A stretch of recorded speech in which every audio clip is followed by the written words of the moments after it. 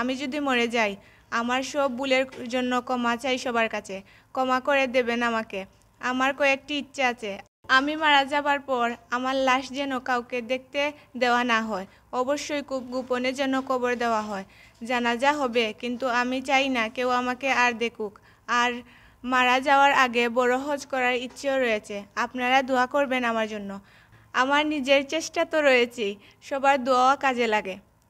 এছাড়া মৌসুমী অনুরোধ করেন মৃত্যুর পর তার ছবিগুলো যেন সবার মুঠোফোন থেকে মুছে দেওয়া হয়।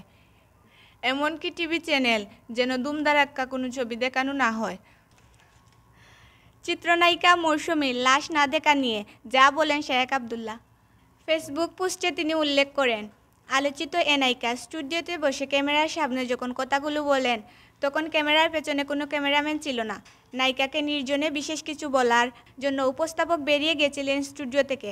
এমন একান্ত মুহূর্তে গভীরভাবে লালন করা আত্মগত বিশ্বাসী মানুষ নিবিড়ভাবে ব্যক্ত করে, যেন নিজের সাথে নিজের গোপন বিশ্বাসের কথা বলা। নায়িকার এই উপলব্ধিকে আমরা স্বাগত জানাই।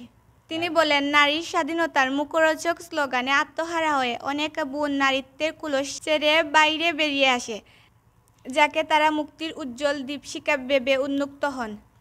তিনি শেষে বুঝতে পারেন, আসলে তা অগ্নিগহ্বর ছাড়া কিছু নয়। কিন্তু সেই উপলব্ধি আস্তে আস্তে জীবনের অনেক কিছুই তারা হারিয়ে ফেলে। আলোচিত নায়িকা তার উৎকৃষ্ট উদাহরণ।